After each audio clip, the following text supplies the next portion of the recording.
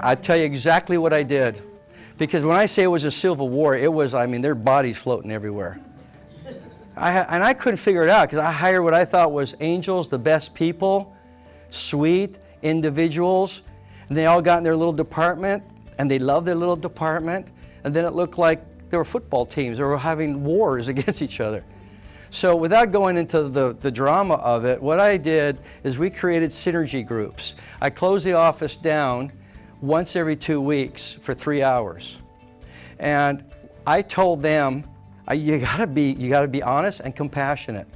I told them, I said, look, it's really obvious there's anxiety in the environment, and there's no bad people here. There's all lovely people working here, and somehow here it is. You know, there's a tsunami. I see there's water coming through the roof. We're not going to talk and blame who put the hole in the roof. We're going to go patch the roof. We'll figure out how that happened later, and we're talking about the system that put the hole in the roof. But I had to lead that conversation. So we got together, we put synergy groups, and we got people in groups of 5. My company's not as big as this back then. It was, you know, there were like 35 people in that office, the doctors, and I mixed everybody up. So everybody was sitting with somebody different. They all tend to sit with their own department. Not today. So all mix up, and I said, here's the problems, and I got on the flip chart, and I said, what do you guys want to heal today? What do you want to heal? And then whatever came out of their mouth, I would write it differently up here. And so they would then come up with solutions, and that's how the Goldfish Bowl started. That wasn't my idea. That was a lady who had just gotten hired, and she was petrified to make mistakes. So I went to the resources who live in that environment, and I asked them. I said, how do you not want to live at work? And we got really, and this stuff had nothing to do with dentistry. No more than yours has to do with banking. We're talking about human souls trying to get along together and create the avenue of banking to change the world, your way. I mean, that's a cool thing. Think about it. So how are we going to do it is everything. It's the hows and the whys.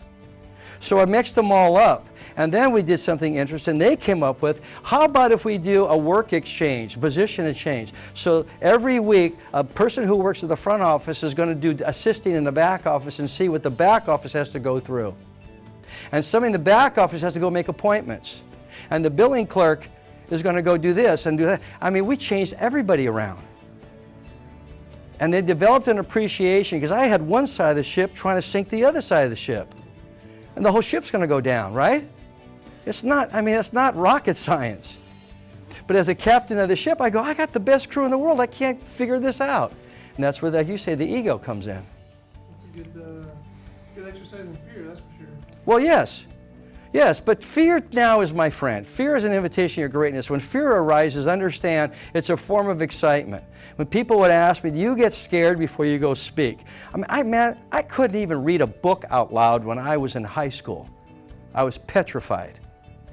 Now, something happened between now and then. Have you noticed? You can't shut me up. But it was that next little piece, And when you stand in front of, you know, that many police officers, and what comes out of your mouth, they're going to try, and someone could die if it doesn't work. That's different than a balance sheet. The risk was up there. And how I got through that is through love. I find a way to love whatever is in front of me. And I don't open my mouth until I do. Now, I don't talk about the feeling of love. Sometimes it doesn't come. The notion of love is enough. That's where gratitude lives. Do you guys feel what you felt when you were applauding those people up in the room? You were applauding yourselves. How hard was that to do? And so when I opened my mouth, that's what would come out.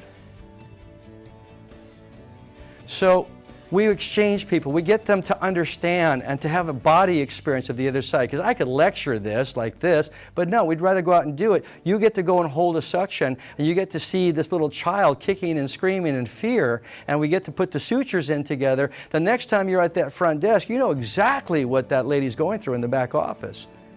And when you speak about her to someone else, you go, wow, she's amazing. So you witness the magnificence of other people, but you won't witness it if you don't look for it. And most of us are sensitized to the problems. because it's easier to break things down than to build them up. Blame breaks things down. It's easier for the mind. To build it up takes a little bit more effort, but it is everything. And you know what? It improves the bottom line. That guy told me I'd be closed in 3 months, man. I was terrified because he looked smarter than me. Hi, if you really like that video, please subscribe. That way you can get notifications of future videos I'm excited to share with you. Also, feel free to comment below. I get a lot of the subject matter from you, so I can address the topics that you want to hear the most about. And if you want to know more about our live events, go to my website listed below. Looking forward to meeting you in person.